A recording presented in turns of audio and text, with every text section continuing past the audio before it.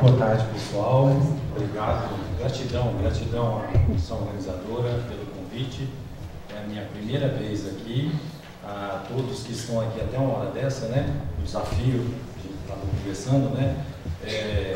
Tentar ser o mais sucinto possível e passar a melhor informação. Pelo que a gente está vendo aqui desde o começo, né, das atividades, a coisa roda, vai falando, né, da questão energética e sempre está caindo em metafísica, né, física quântica, lá na moda, né?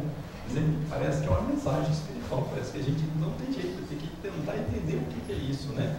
Você vê que então é interessante que da medicina a gente parece que chega num ponto que esgotou um modelo médico de tratar doentes, né? Fazer medicina de doença e tentar buscar medicina da saúde de verdade. E para isso a gente vai ter que resgatar o nosso interior, não tem jeito. E aí o desafio aqui é maior que é um caminho espinhoso que eu vou entrar, né? O tema é câncer e espiritualidade. Eu não vou falar de física quântica, eu vou falar de câncer e passando no primeiro momento, antes de chegar na doença em si, vamos sempre recapitular isso. Vocês já devem estar muito familiarizados com esse conceito, porque é importante, porque é uma questão que provoca um pouco, né? O que é saúde?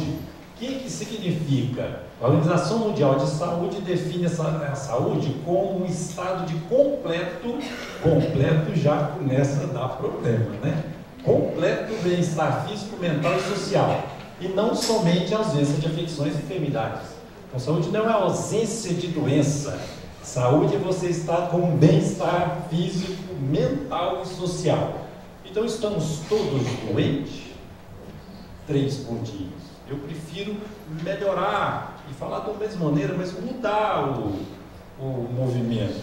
Estamos em processo de ficarmos mais saudáveis. Então, estamos em processo de cura, certo? Nesse contexto, a saúde, então, passou a ser mais um valor da comunidade do que do indivíduo, com certeza, porque se uma pessoa não está com a sua plenitude social, então, de um modo geral, a sociedade está em evolução, está em processo, está doente, mas em processo de cura, e aí é que entra uma questão para a gente pensar no outro.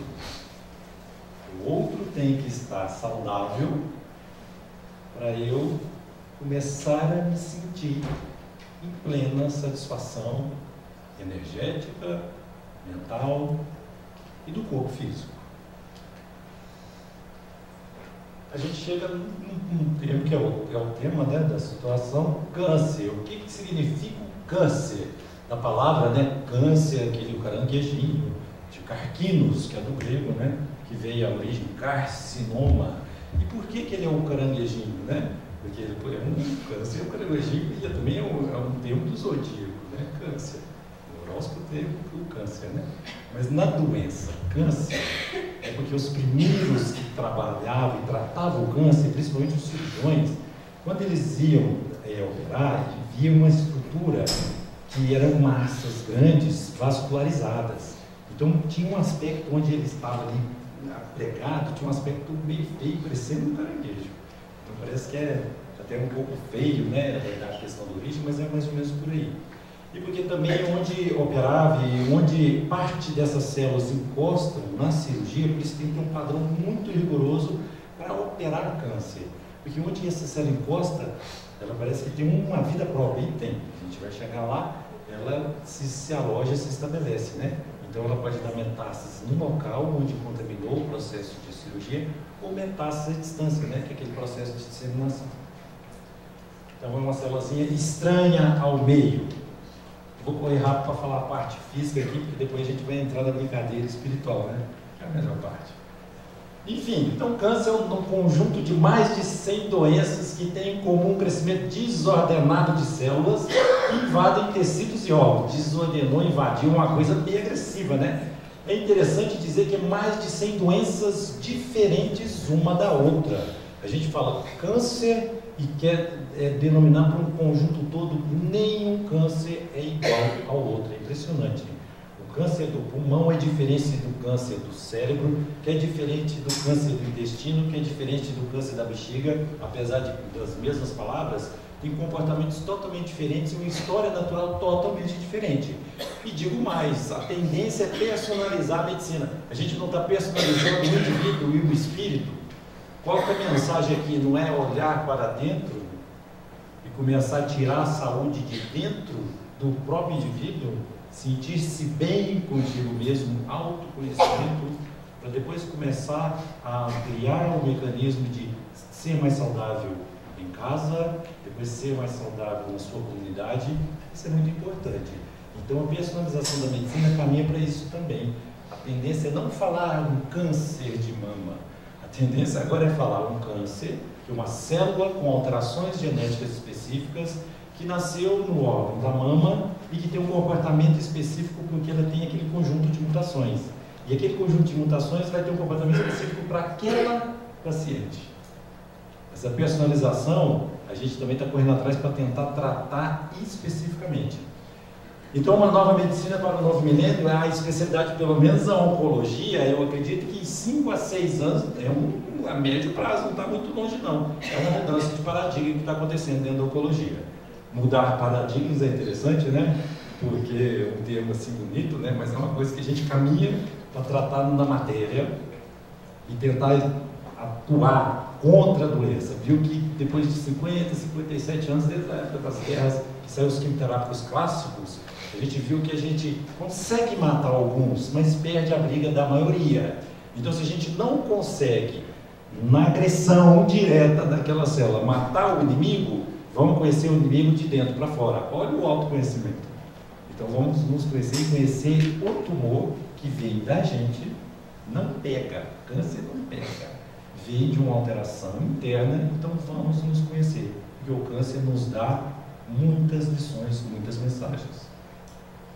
Então, essa é a causa externa. 80% dos tumores, a gente corre atrás deles.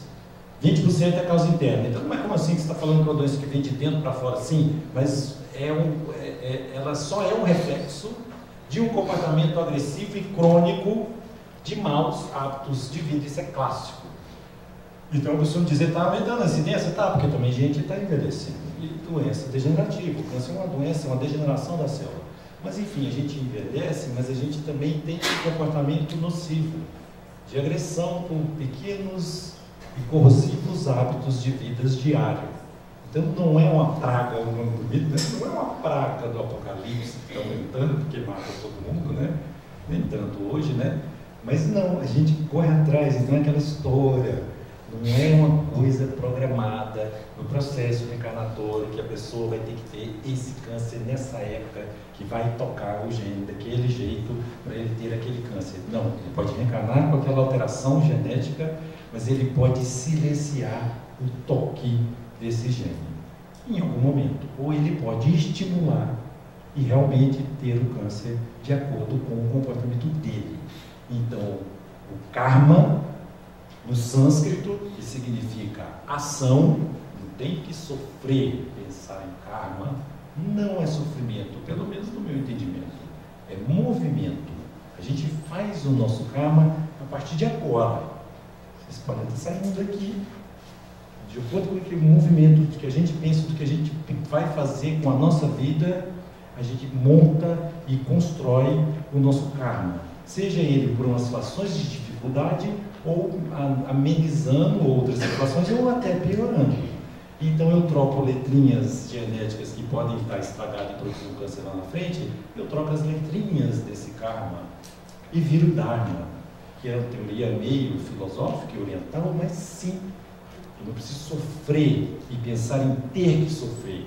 Eu posso usar esse meu movimento interno para passar por situações de melhoria espiritual com menos dor e sofrimento. Mas muitas vezes a dor é necessária, a dor é aprendizado.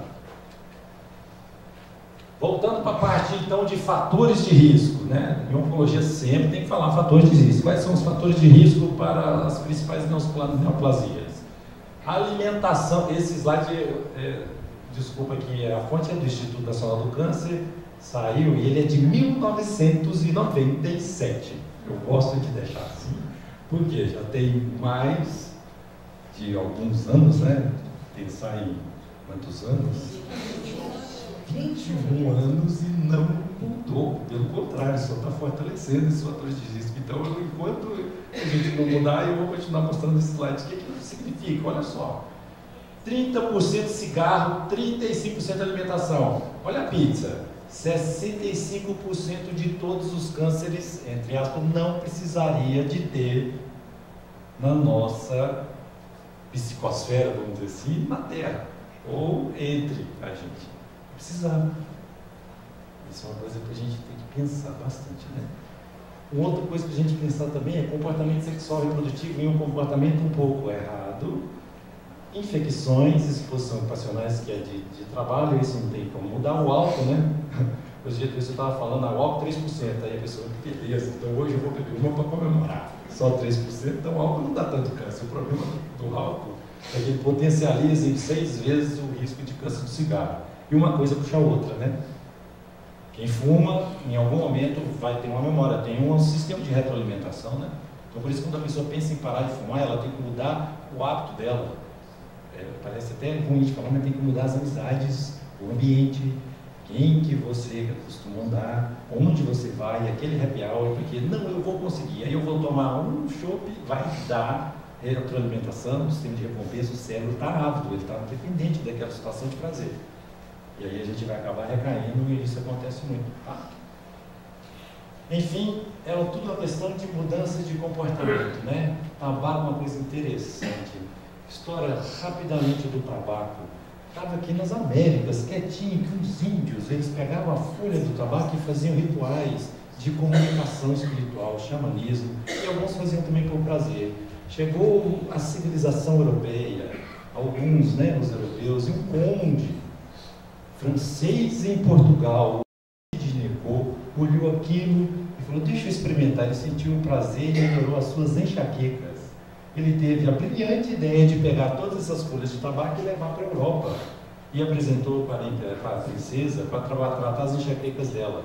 Está aí disseminando a morte, entre aspas, né, mundial. Por quê? Porque depois foi um consumo absurdo. Porque a gente até questiona, nossa, se faz tanto mal, por que a natureza expõe o tabaco como uma planta, é uma coisa natural? Eu nem sei se o tabaco tem, mas se a gente for analisar as folhas do tabaco e aqueles filósofos da natureza, será que ali também existe a famosa sequência de Fibonacci, né? Fibonacci?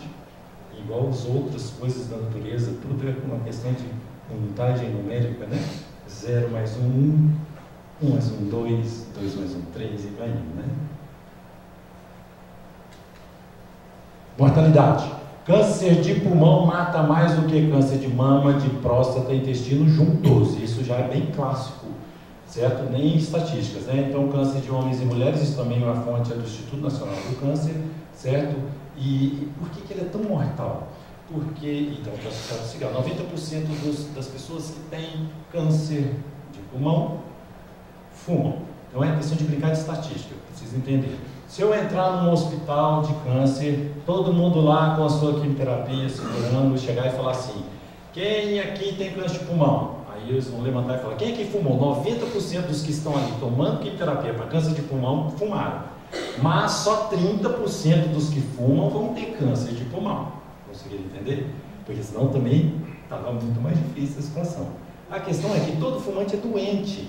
Ele é um inflamado crônico. A origem das doenças, o Dr. Sérgio não comentou aqui, é um comentário, a origem é inflamatória, a base é inflamatória sim. Só que se você fuma ou tem certos outros comportamentos agressivos, você inflama muito mais o seu organismo.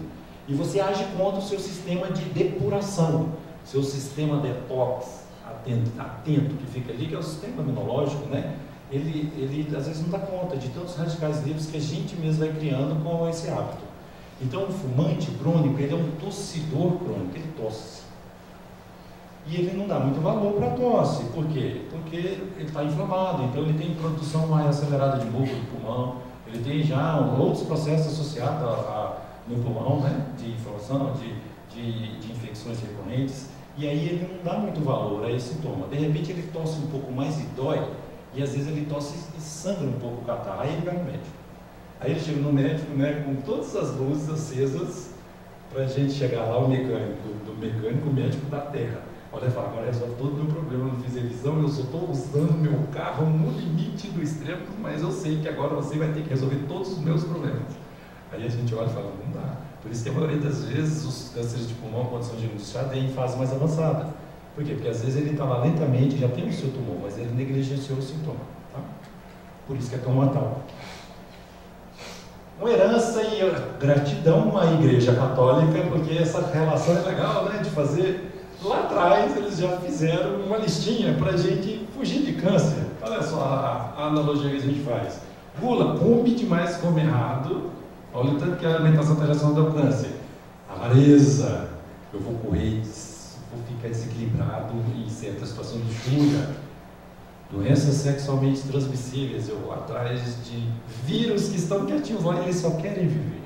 Só que tem vírus, o HPV, eles precisam do sistema genético celular para conseguir a sua vida. Ele entra, ele interage com a genética do câncer, do colo do útero, né? Com a genética normal do colo do útero, na genética da mucosa oral, a questão sexual e da câncer. HIV, ele interage com o sistema imunológico e propicia também vários tipos de cânceres. E por aí vai, tá? Ira, inveja, preguiça, atividade física, obesidade está relacionada a só 17 tipos de cânceres. Então, a obesidade hoje é um fator de risco individual, independente. Então, a pessoa não pode ser sedentária. Movimente o corpo físico, porque, consequentemente, vocês vão estar movimentando o espírito também. Porque você pode fazer muita coisa na atividade física. Você pode, inclusive, meditar, ou escutar coisas nobres, ou conversar com uma pessoa que, às vezes, você não tem tempo para conversar com ela. Então, você fala, então, agora vamos caminhar junto? Vamos fazer isso como uma regra, disciplina. Você percebeu que dá para a gente, se a gente sair com 5% da mensagem aqui, para mudar a vida ali fora mesmo, porque a teoria é sempre muito bom. Só que a gente tem que, por prática, e mudar realmente a dinâmica de vida de cada um aqui. Isso é uma coisa muito importante, certo? Para quê? Para a gente evitar doenças mais agressivas. Tá? Então, essa é a repetição. Quimioterapia, esse é o modelo que eu falei que está acabando, enfim. Toma um remedinho na veia e entra para matar a célula, que é só as células que estão no ciclo celular. Ainda bem, porque já pensou se eu tomo uma quimioterapia e a pessoa toma uma quimio e quebra a perna, ou tem um problema cardíaco, células que não reproduzem muito, de maneira muito acelerada, a quimioterapia não entra lá e não faz o que ela tem que fazer. Células que estão no ciclo celular, ela abre a sua maquinaria, ela abre o seu calcanhar de Aquiles, e a quimioterapia entra e faz o serviço. Por isso, muitas vezes os efeitos colaterais de quimioterapia geralmente são muito comuns em todos: queda de cabelo, feridas na boca, alterações do sangue, queda da resistência, né? Queda das plaquetas. Por que isso? Porque muitos dos remédios, eles não são tão inteligentes assim. Ele entrou na corrente sanguínea, tudo que ele achar que está crescendo de maneira mais acelerada, ele acha que é o câncer. E o nosso cabelo não para de crescer. Até a unha resseca um pouco, porque as unhas não param. A mucosa, a gente troca a mucosa diretamente, a mucosa da boca, do intestino, por isso que às vezes dá diarreia. E as células do sangue também, elas estão sempre em constante renovação. Olha que interessante, né? Se a gente pensar assim, todas as nossas células estão em movimento e modificando. A gente daqui 3 meses não é mais essa pessoa que está aqui, em muitos órgãos. É a modificação, né? Eu não preciso nem falar de modificação quântica, é uma modificação celular mesmo, biológica, certo? O grande problema da quimioterapia, qual que é o problema da quimioterapia? Você faz e sempre já nasce uma célulazinha que já é resistente ao remédio. Então a gente faz a quimioterapia e sobra resistente. As mutações e os clones resistentes tomam conta da situação. Por isso que chega um período em que a gente vai fazendo mais tratamento, o paciente já está mais cansado, sem energia vital, e o tumor está mais resistente. Olha o desbalanço. Então não dá, porque chega uma hora que a gente vai tentar tratar e vai acabar. Eu costumo brincar, né, no consultório, eu tenho que tentar matar o câncer, não posso matar o cliente. E dentro do consultório, um limiar de toxicidade, às vezes muito agressiva e mortais, dentro desse tratamento, é muito sutil. Basicamente porque a gente lida com uma doença muito agressiva e o tratamento tem que ser tão agressivo como. Os caminhos da dor. Dor oncológica. O tumor, onde ele cresce, ele encosta em nervo, ele pode dar dor que dá choque, que é a dor neuropática, ele dá dor visceral. Aquele tumor que está na víscera mesmo, é um tipo de dor diferente, e a gente tem que usar medicações totalmente diferentes. Tem a dor, aquela a gente fala que é a mais comum, que é a dor espiritual, né? A dor da alma. Por quê? Porque essa dor é a dor de muitas vezes a pessoa olhar e falar assim, nossa, para onde eu vou? É aquele medo do futuro. O paciente com câncer, eu costumo dizer que às vezes, independente se ele às vezes vai curar, se ele está muito agressivo ou não, mas ele faz um caminho que ele, de todos, uma coisa que é inexorável, 100%, a única coisa em medicina, a gente nunca fala em 100%, né? Mas uma coisa que eu posso falar de 100% aqui, ó, todo mundo aqui vai desencarnar. Daqui a 80 anos, a Terra tem 4,45 bilhões de anos. Então daqui a 80 anos é muito para a gente. Nossa, é porque a gente é uma poeira cósmica mesmo. Né? Mas daqui a 80 anos não tem ninguém aqui mais. A gente está passando. O elemento material é emprestado. Tudo aqui é empréstimo.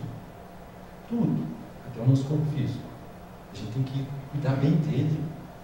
Nós somos depositários fiéis de uma máquina, de uma engenharia perfeita dentro dos parâmetros do planeta.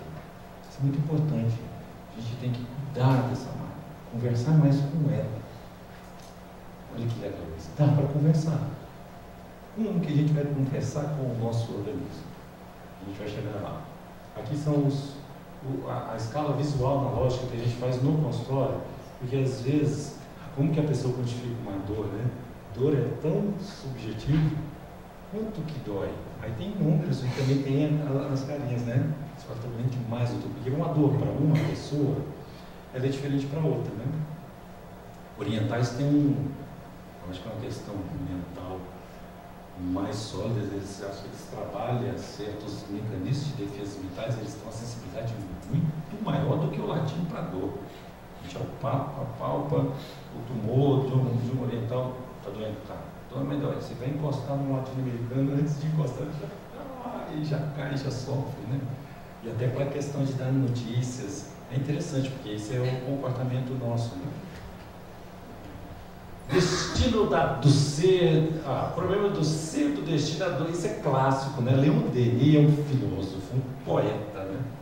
Um poeta do espiritismo, ele complementou a obra de Kardec e ele é de uma fineza nas palavras. Imagino que ele fala de dor e você lê e é uma poesia.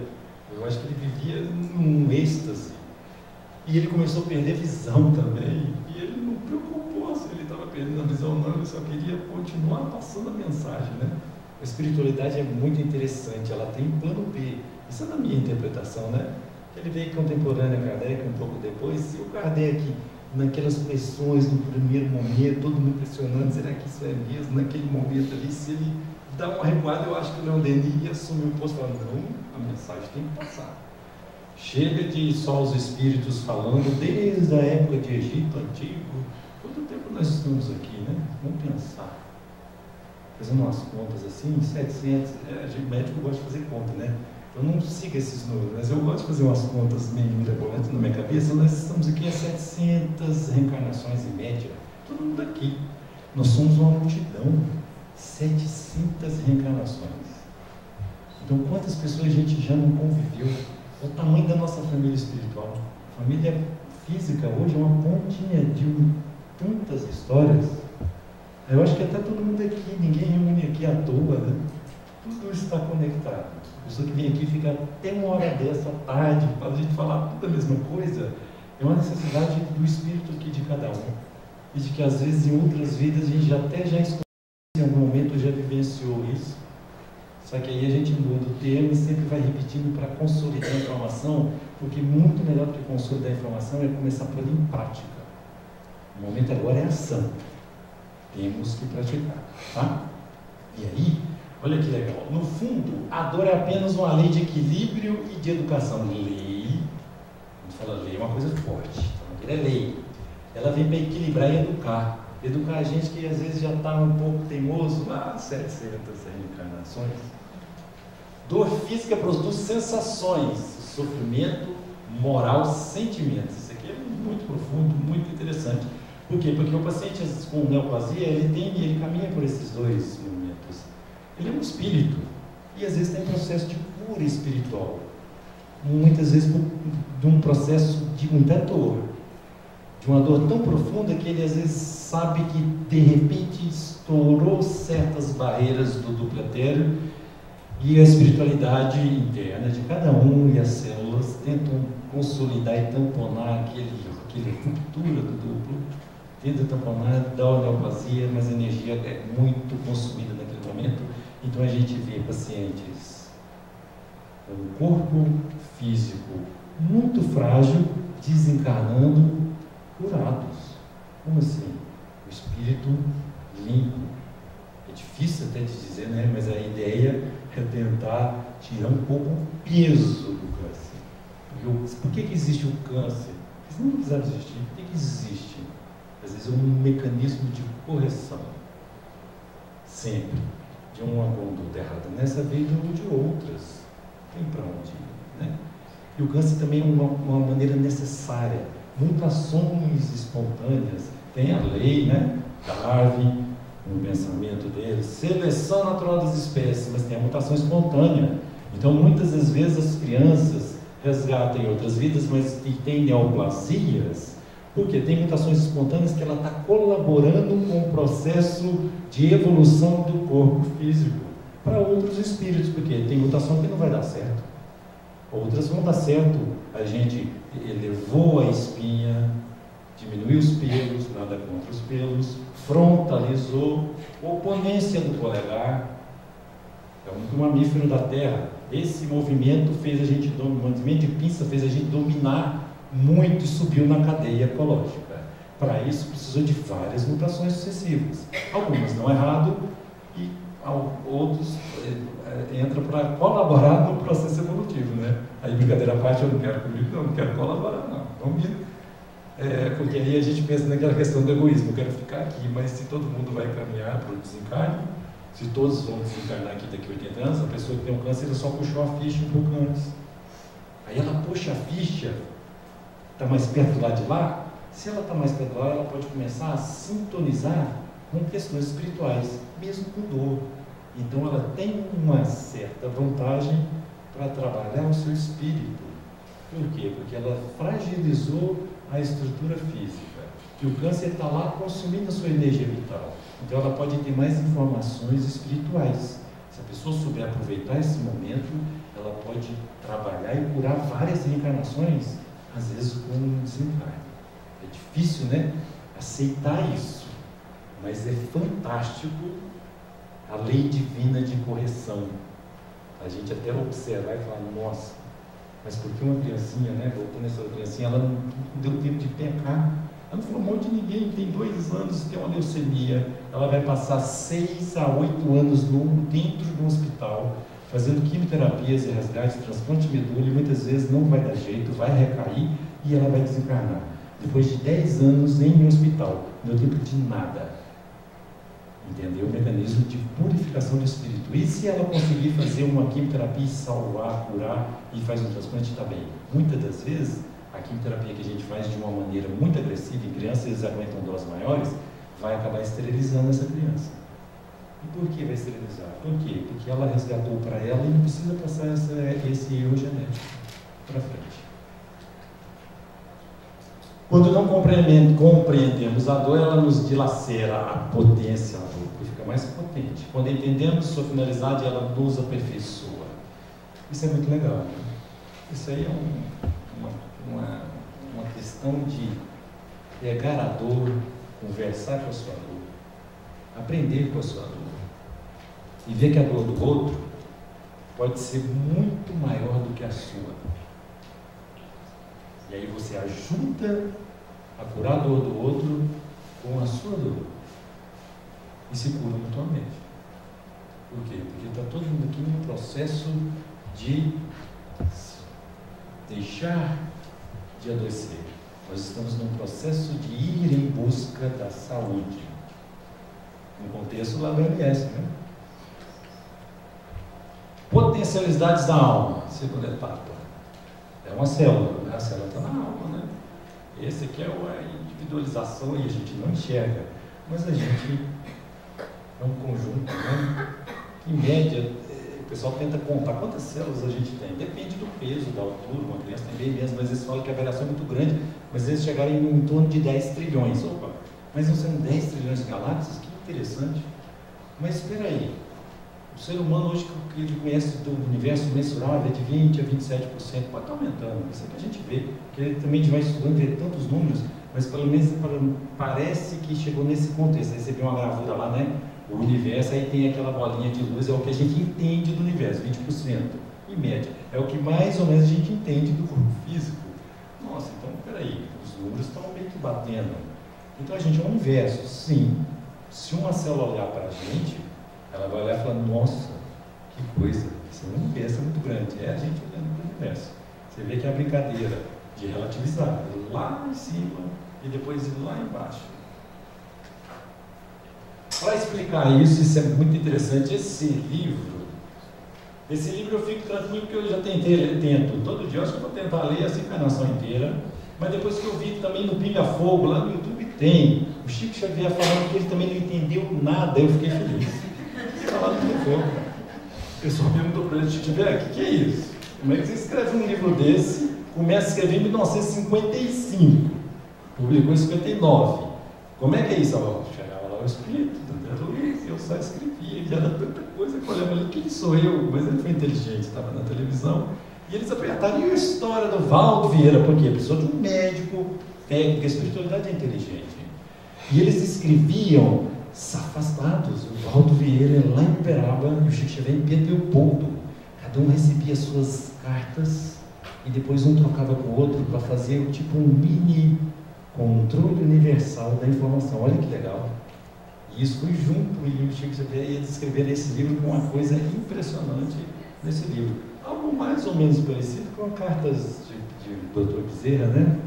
Que alunos de medicina, pelo que eu sei, mandaram perguntas ao Dr. Bezerra, né? Por intermédio do nosso amigo Dr. Roberto, né? E não sabia, né? É um controle interno, espiritual. Por quê? Vamos ver a mensagem e não precisa de ter a comunicação. Para os espíritos não há questão espacial, né? Então isso é muito interessante. Por quê?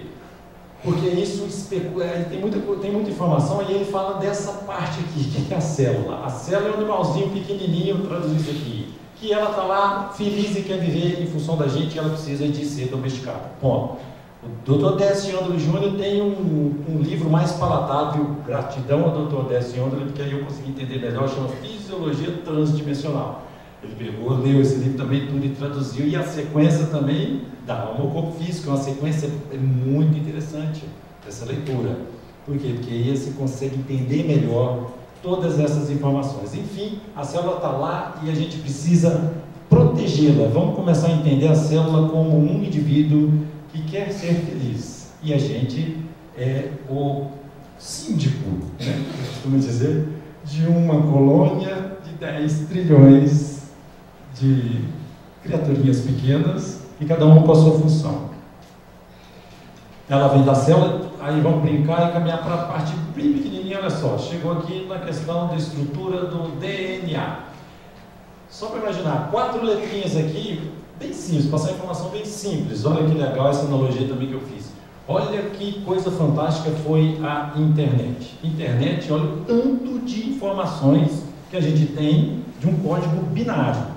Código binário é o quê? Por detrás daquilo tudo de internet tem uma linguagem, né, de informática que é de 0, 1, 0.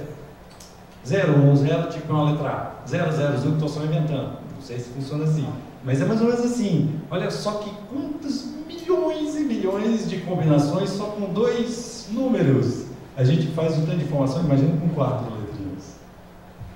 É por isso que chega o projeto Genoma Humano, vamos agora descobrir, destrinchar o genoma, e agora vai ser bom, porque nós vamos descobrir tudo a gente de dentro para fora e vamos selecionar e vamos curar todas as doenças. Do projeto Genoma saiu que a gente tem em média 20 a 25 mil genes, mas nossa, a gente tem em média 700 mil proteínas, eu acho que aumenta cada dia, é o que a gente conhece. Ah, mas então está errado, 25 mil genes para 700 mil proteínas, que está estranho. E o trigo, que tem quase 40 mil genes, o trigo tem mais genes que a gente, a batata, e o verme que tem 2 mil genes só a menos que a gente, e a mosquinha drosófila lá da bananinha, da fruta, né? Ela é mais ou menos o número de genes que a gente. Falou, então peraí, a gente não é só o que está escrito no código genético. Aí eles viram que são proteínas que saem, cada parte do gene codifica uma proteína e dependendo do comando energético sai um tipo de proteína diferente e tem aquelas partes de secções de proteína e a mensagem de fora que foi comentada aqui, muitos não vão entrar muito em questão, que é genética, que aí sim é um comando observador na genética para fazer um tipo de proteína. Isso tudo a gente pode conversar, então, não mais com as nossas células. Vamos conversar com o nosso DNA? Por que não? Onde a gente tem a maior liberdade de ação, né? Questão 833, Livro dos Espíritos. De onde que a gente pode ter o comando maior de ação? No pensamento. É no pensamento que a gente tem a maior liberdade. Só que a gente tem que ter atenção com o pensamento. Olha a força que é o pensamento. O pensamento é a expressão máxima do livre-arbítrio. Vocês podem pensar o que vocês quiserem aqui agora. Ninguém comanda o pensamento. E o pensamento é a base, é a fonte, é a coisa mais importante, é a riqueza, controle mental. Isso é fundamental. Por quê? Porque nós temos uma outra pergunta, né? Isso também é muito importante ter essa condição, né? 459 do Livro dos Espíritos. Os Espíritos atuam na nossa vida, nos nossos pensamentos. Aí a resposta, muito mais do que vocês possam imaginar. De ordinário, muitas vezes é que te comandam e a gente vai para onde que quiser, muitas vezes achando que está tendo controle. Autoconhecimento, a gente tem que entender, tem que ver os pensamentos, observar as nossas limitações. Façam esse treinamento diário. Não custa nada. Quando eu falo não custa nada, não custa mesmo. Vai lá também no YouTube e tem técnicas de meditação. O que é meditação? É só você sintonizar a sua anteninha. Medita para sintonizar a pineal ali, ó, todo dia, porque durante o dia tem muito bombardeio de mensagens, de informações, de pensamentos, de troca de informações. Então, no final do dia, faça uma oração e sintonize ela para o bem, para você continuar estudando. E todo mundo aqui, ó, porque amanhã ninguém desencarnou, porque amanhã vai falar desencarne, né? Então, antes, hoje à noite, todo mundo faça uma oração e que vai continuar estudando o plano espiritual, ué, porque não. Agora foi bem lindo, né? Ué, por que não? Enfim, isso é muito importante. Treinamento mental. Igual a atividade física, você faz musculação, no primeiro momento dói o corpo e a gente quer desistir. Não estou com condicionamento físico, eu vou desistir. Faça disciplina, perseverança. Seu corpo depois vai começar a agradecer e vai pedir atividade física. Você precisa movimentar. Exercício, musculação cerebral. Comece a fazer 3 minutinhos, sente, vá lá no YouTube e digite Mindfulness, exercícios de Mindfulness. Eu precisei para quebrar um pouco meu preconceito. No começo do mês eu estava nos Estados Unidos fazendo um curso de imunoterapia, que é a nova terapia de câncer, e lá eu precisei observar e falar, eu acho que eu vim só para escutar isso. Dentro de uma faculdade americana, um hospital grande que trata de câncer, no MD Anderson, certo? Tem um grupo lá que está fazendo trabalhos, um estudo randomizado, isso fica no Texas, um hospital gigantesco que trata só de câncer. Está fazendo um grupo randomizado de pacientes, tomando quimioterapia e fazendo mindfulness. A americana é tão inteligente que eles conseguiram meio que fazer de uma maneira sucinta. Eles viram o que funciona de melhor em várias técnicas de meditação. Aí eu vi que a base é mais a meditação zen budista, mas enfim, eles reuniram, fizeram um resumo e viu o que funciona, e falou, meditação para quem nunca meditou. Você vai lá, tem 3 minutos, tem 5 minutos, tem de 8 horas, você pode fazer de 10 minutos, mas comece a praticar isso com ciência plena. Parar num momento e observar, falar, onde que eu estou, o que eu estou fazendo, o que eu sou agora. Faça esses exercícios. Então, mindfulness não é meditação, ele usa técnicas de meditação para a gente ter a noção de quem que a gente é. Se a gente começar a fazer esse exercício, muitas vezes a gente começa a ter domínio do estado mental, domínio do pensamento. E aí vocês vão ver o tanto que vai começar a melhorar certas tomadas de conduta e de atitude. Tá? E, enfim, eles já mostraram resultados preliminares que 30% desses pacientes eles estão indo melhor. Por quê? Porque ele está mais tranquilo, o paciente está mais centrado, ele falta menos a sessão de quimioterapia, ele passa menos mal, ele confia mais, ele adere mais ao tratamento, ele toma mais remédio. Aí é fácil. Ele está mais tranquilo, ele toma o remédio mais direitinho e ele vai melhor. Eu enganei vocês, eu falei que ele não ia falar. Mas não tem como, parece que todo mundo combinou. Eu acho que os palestrantes aqui tudo combinaram antes, falaram, hoje é só para falar de física quântica. Por quê? Não vou amassar o barro, não chegou a plaquinha ainda aqui, que beleza! Ah, tá vendo? Que coisa, eu pedi a plaquinha, né? Então vamos ficar de olho no tempo. Física quântica para iniciantes. Eu sou iniciante, eu sou médico, mas eu nunca imaginei que a própria física e matemática ia ajudar os médicos a tentar entender e trabalhar bem essa questão energética. Que bom! Ciência, ela tem que conversar entre eles, tirar um pouco, desapegar um pouco o egoísmo de cada um na sua área. Vamos ser amigos um do outro. E mais ainda, vamos pegar o cientista e ficar amigo dos religiosos. Ciência e religião sempre foram a mesma coisa. Cada um briga no seu lado de muitos anos e reencarnações, cada um brigando no seu cantinho. Quando os dois começarem a caminhar, desapegar e entender, a ciência vai ajudar a religião e a religião vai ajudar a ciência. Uma vai explicar a outra. Porque ciência sem religião é loucura. Ciência sem religião é loucura. O cara fala, não acredito em Deus, não tenho crenças. Ele chega num ponto que ele não consegue explicar. Ele fica muito doido. E religião sem ciência é fanatismo. Isso não foi eu que falei, não. Foi Paulo de Tarso. Lá atrás ele falou desse jeito, ele falou, gente, e naquela época nem tinha faculdade, né? Mas enfim, tem que juntar. E aí entra a sagacidade, eu acho que a inteligência e o bom senso. Bom senso encarnado. O bom senso do professor Hipólito, né? Allan Kardec. Ele falou, e aspecto tríplice do espiritismo. Olha que legal, você estava já pensando nisso, ele foi de uma inteligência dos espíritos, né? Espiritismo é ciência, filosofia e religião. Num primeiro momento de ir caminhando e desapegando e entendendo todos esses mecanismos, a ciência vai evoluindo, a religião entendendo, os dois se fundindo, o que vai acontecer? Vai acontecer que a gente vai entender tudo e vai tornar isso uma filosofia de vida. O espiritismo, ele vai consolar e entrar em todas as áreas. Eu acho que eu entendo que é por aí. Porque eu sempre ficava meio agoniado, pensando com os dados. O André tem uma palestra muito legal, vale a pena, está tudo na internet, no YouTube. Os desafios do espírita para o século XXI. Ele lembra como passar a informação. Tem que ser algo mais rápido. E ele participou de um censo, ele estava no pessoal do recenseamento, ele participou do censo e viu que 5 a 6% só da população brasileira é espírita, no maior país espírita do mundo. Então ele percebeu que tem sempre aquela transição, né, do espiritólico, eu costumo dizer, né, engraçado, por quê? Porque a grande maioria é católico, mas tem muita gente que é católica que toma um passe, e gosta. Que bom!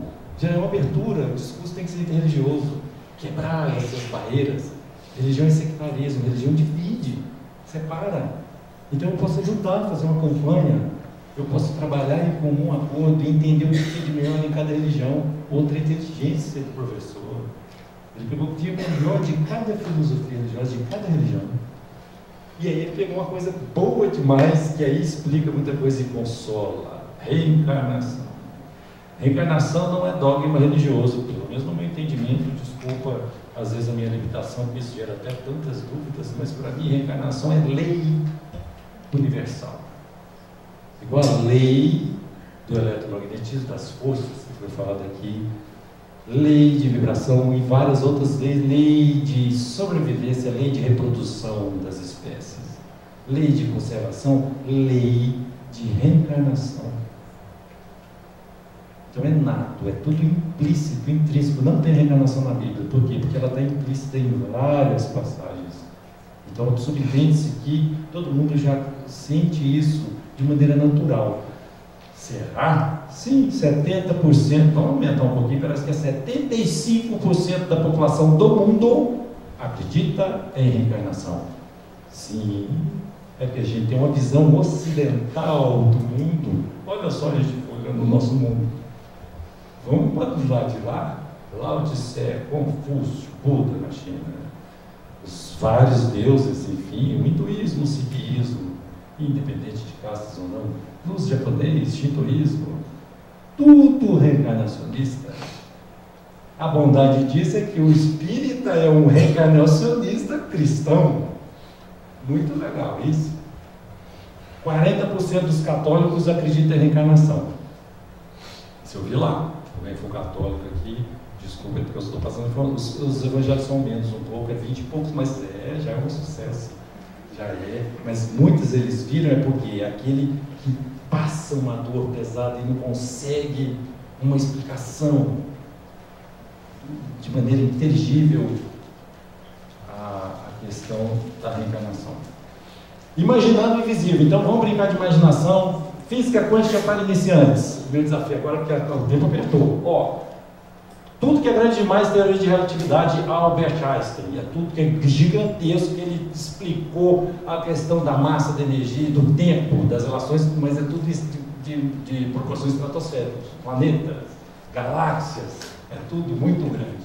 Enfim, tudo que é pequeno demais, mas a gente vai brincar de andar, tudo que é pequeno, em nível subatômico, abaixo do átomo. Por quê? Porque até um tempo atrás a gente achava que o átomo era a menor coisa que existia.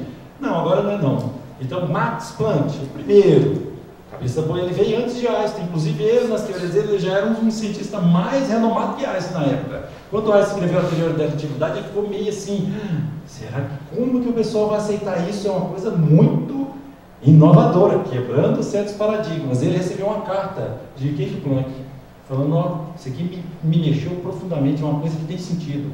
E aí o Einstein falou, nossa, ele está provando. Eles conversaram e ficaram melhores amigos, apesar de que uma coisa não encaixa na outra. O santo grau hoje da ciência é tentar explicar como que uma coisa vai explicar a outra, porque o comportamento no mundo subatômico é tudo, as letras lá escrevem, é bizarro. Quando fala bizarro, é muito imprevisível, tudo que a gente for abaixo do átomo. Então tá, vamos abaixar no átomo e fizeram um experimento, tem vários, né? Tem ultrassom, tem colapso de onda, enfim, é tudo tão bonito falar. Hoje está na moda também, né? Física quântica, hoje todo mundo vende curso de tudo que é quântico, até coaching para amarrar o cadastro quântico, quântico da prosperidade, quântico para você comprar uma maçã e virar 2 bananas. A gente tem que ficar atento, tem que ir na base, tem que entender, mas tudo é isso. Interessante, né? Mas enfim, tem uma coisa que é interessante para mostrar, eu vou chegar lá só para mostrar o poder que a gente tem de ser o observador e o comandante de todo o movimento energético que a gente quiser, principalmente da gente mesmo.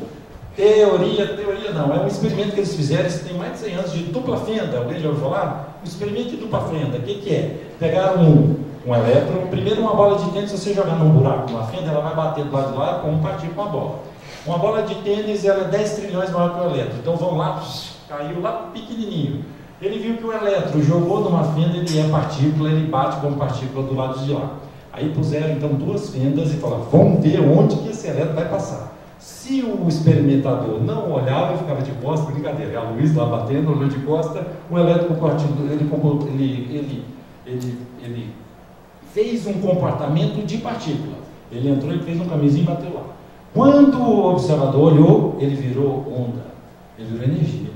Ele fez um movimento ondulatório e falou, que é isso? E aí o elétron passou, um elétron ele virou 2 e passou nas 2 fendas e bateu lá.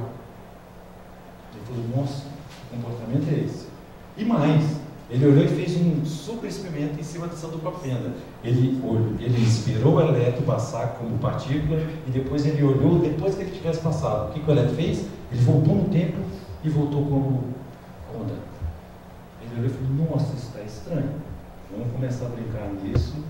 Por quê? Porque a gente pode ser o observador da gente mesmo. A gente pode baixar no núcleo e você da célula, né? Sai da célula, vai nas bilhões de moléculas da célula, e cada molécula proteica na célula tem átomos, e a gente vai nos átomos das células, parece meio estranho, né? Por que a gente não tem limite de pensamento? Vamos lá no átomo da célula. Das nossas células, quantos quintilhões de átomos a gente não tem? Se tem 10 trilhões de células, é uma coisa que parece que a gente tem mais coisa que o universo dentro da gente. Pode ser, né? Mas enfim, vamos abaixar então? Vamos abaixar. Achou nos átomos aí, o átomo tem os elétrons, que faz todo esse comportamento, muda de cadeia e solta as energias, certo? Nas suas camadas, mas enfim, o núcleo, que é o potencial de massa. O núcleo lá tem prótons, nêutrons, você lembra dessa história? Exato, né? Prótons, nêutrons e neutrinos. Neutrino parece que é meio que um infiltrão lá, parece que ele que entrou meio de gaiato na festa, porque ele não tem comportamento de massa, mas enfim. Aí eles viram e falaram, então peraí, o que está abaixo disso? Vamos estourar isso daqui para ver o que tem abaixo disso. Aí lá em Genebra, nossa, mas Genebra é onde é o OMS, eu não sei, nada a ver, eu acho que o OMS está lá, mas está lá o grande colisor de hadrons. Alguém já viu isso? Coisa legal, vê lá. 27 quilômetros, fica lá numa região debaixo da Suíça com a França. E colidiu numa energia estranha, para ver o que tinha. E eles conseguiram achar uma moléculazinha lá, tipo fotônica de energia, que é o bóson de Higgs. Falou, então isso que é o início e a partícula de Deus, mas eles viram que não é tanto assim. Porque ela tem um comportamento bizarro e que ele só modificou os campos, o campo de Higgs. Eles falam, como assim? Porque a gente é campo. A expressão que a gente tem aqui é campo. Se eu encosto em você, mas você é um campo, você é uma representação energética do campo de que você pensa. Você fala, como assim? Não estou entendendo. Não dá para entender por quê? Porque assim, se nós somos campos e vibramos um com o outro, como é que a gente mantém essa estrutura?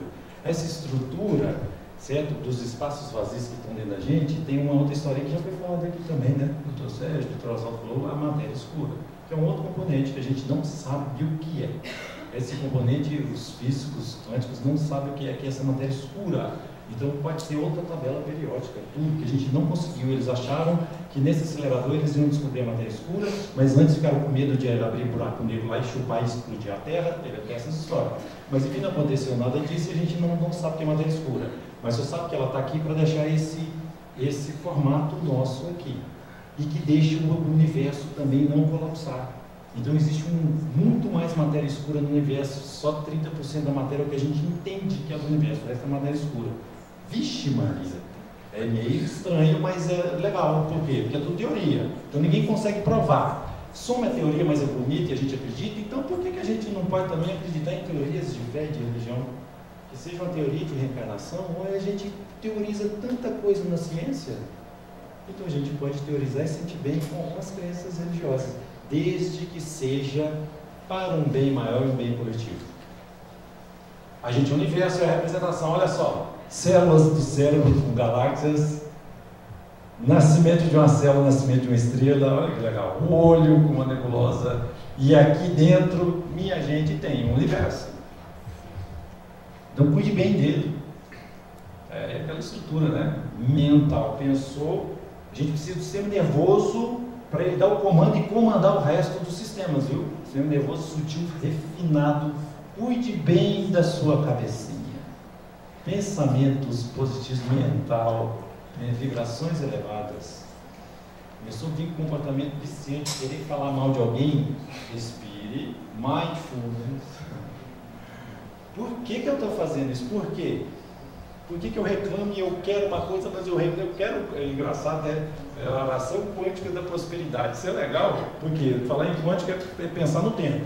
Os índios, quando eles fazem a dança da chuva, muitas vezes eles estão lá dançando, eles já estão comemorando a chuva num elemento árido, eles estão pisando descalço e já mentalizando a terra molhada, sente o cheiro já da chuva e já estão dançando, agradecendo a colheita que já veio depois da chuva.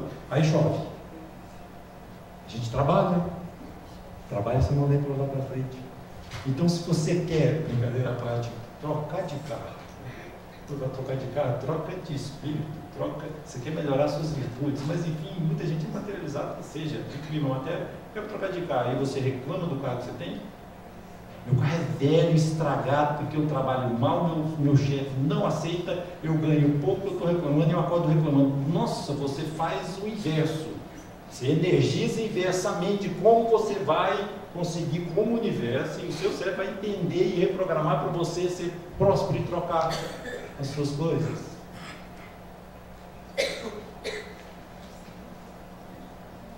A beleza das pessoas está na capacidade de amar e de encontrar no próximo a continuidade do seu ser.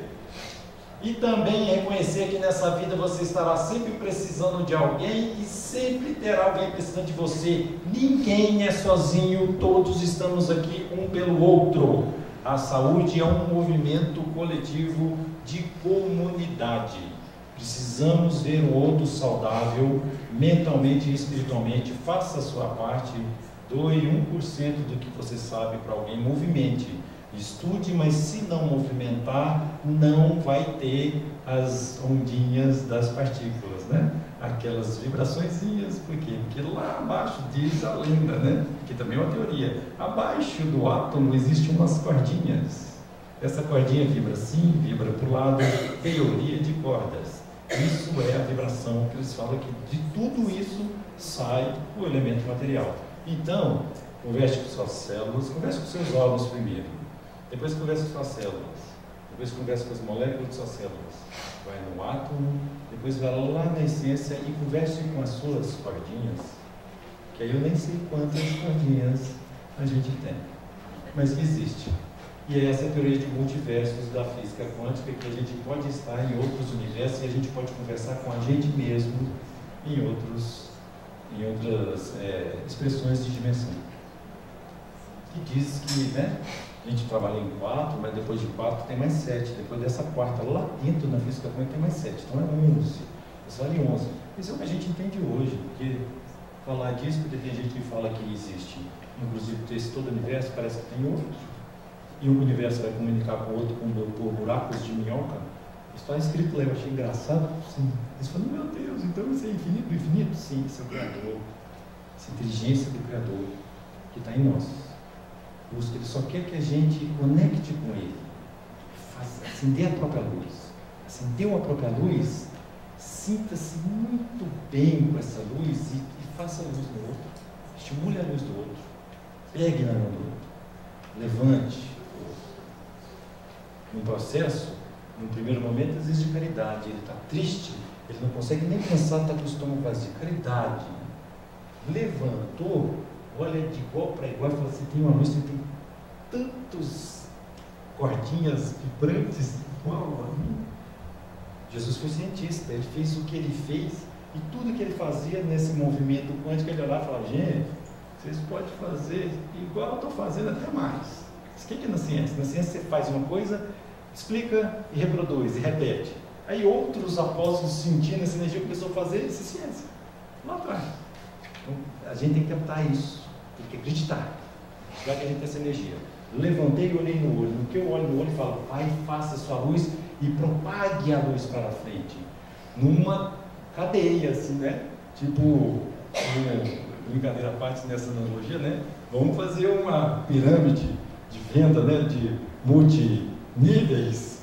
Bem, propague a luz por quê? Porque o outro que sentiu bem e fez luz no outro sempre vai lembrar daquele primeiro que levantou. E naquele que levantou, naquele primeiro, a sua egrégora vai ficar boa demais. Pessoas que trabalham e que montam comunidades, montam uma cidade, num bairro pobre de Salvador, e que faz uma revolução naquela cidade. O tanto de gente que não mentaliza. Olha a energia vital, né, do nosso grande Divaldo. Já vai quase chegar a 100 anos, o corpo está cansado, mas o fluido vital dele, o espírito é outro, né? Eu acho que ele está pegando fluido vital até de outro planeta já, né? Enfim, religiões, e respeite a religião do próximo. O crente, o evangélico, ele acredita em Jesus e pede tudo para salvar. Isso tudo é cada um da sua maneira de fazer esse movimento de oração. Se a pessoa pega um comprimido, vibra no comprimido e fala, vou beber e vou meditar, concentrar e tirar só a bondade desse comprimido, eu vou ter menos efeito colateral. O pessoal está vendo isso acontecer. Parece meio esotérico demais, bruxaria, não. Acredite, que ele vem para te fazer o bem. Então a pessoa vai tomar um remédio, tem uma doença grave, quimioterapia. Tome a quimioterapia e fala, ela só vai me fazer o bem. A maldade que ela fizer em mim é para eu saber do mal que eu fiz, para eu trabalhar e ser mais forte ainda para combater essa doença. É o preço que eu pago para eu lembrar e ficar livre disso. Você consegue extrair só coisas boas da quimioterapia. A mudança da oncologia, eu falei lá no começo, para repetir aqui, é que a tendência desse modelo de quimioterapia está acabando e nós estamos caminhando para imunoterapia e terapia celular na oncologia. O que é isso? Eu estou usando proteínas, anticorpos, que eles vão lá no tumor, tira a máscara do tumor, porque chega um momento em que o tumor, ele mostra uma máscara e fala, eu sou amigo seu, e o sistema imunológico vigilante para de atacar. Agora a gente aprendeu o quê? Jogar um remedinho e tira a máscara, e o tumor está com aquela máscara de ovelhinha, e ele é um lobo, ele tira a máscara, o sistema imunológico olha e fala, nossa, mas não é que você é um lobo feio, vou te pegar mais uma vez. E está comunicando com, tirando esse linfócito T, com células apresentadoras de antígeno e fazendo um trabalho de terapia genética fora do corpo, que são as CAR T-cell, quimérica, antígeno e recombinante de células T. O que é isso? Eu pego essa célula, jogo algumas proteínas de cisão para ela expressar a proteína do tumor. Aí eu pego essa célula, jogo de novo no paciente e eu uso um outro remédio que tira a máscara. E eu jogo uma célula mais nervosa ainda. Alguns casos de remissão completa. Em média 60, eu tenho até um estudo aí clássico, né? 60 bilhões de células, mas nesse número pequeno, isso aí é bobagem, né? 60 milhões de células, injetou e se deu certo. O caminho matou tudo o câncer. Já pensou se a gente vai chegar numa cura, pelo menos uma remissão, porque a cura é mais complexa, porque é mais energética, mas uma remissão e aumentar o tempo de vida desses pacientes? A gente merece a medicina que tem, a gente merece os médicos que tem e os tratamentos atuais que tem. Por quê? Porque a gente vibra na igual importância das informações do plano espiritual. Por quê? Porque tem informações lá que o espírito, se quiser passar, ele pode passar, mas às vezes ele está lá do lado e não consegue, a gente não consegue enxergar, porque a gente não está na vibração. E às vezes eu quero pegar um remédio para ficar mais poderoso e ganhar dinheiro. Aí ele olha e fala, não, calma, não é assim não, né? 7 anos lá no umbral, André Luiz chorando. E todo mundo gritando no fim da tarde, ô suicídio, porque tá morrendo de câncer de intestino, alimentou errado, e era por isso que ficava esse processo. Aí de uma hora para outra ele falou assim, cansei. Fez uma oração da alma, fez uma oração quântica, movimentou todas as suas partículas da vibração, aquela oração de verdade. Eu falei, agora eu quero evoluir. Chega, porque ele fez isso, o Clarence apareceu e falou, rapaz, estou aqui, todo dia eu passo aqui, agora que você foi me ver. E agora, porque agora está começando um novo processo de libertação, de desenvolvimento, vai acontecer com você. E olha só as mensagens e a lição que ele deu para a gente, né?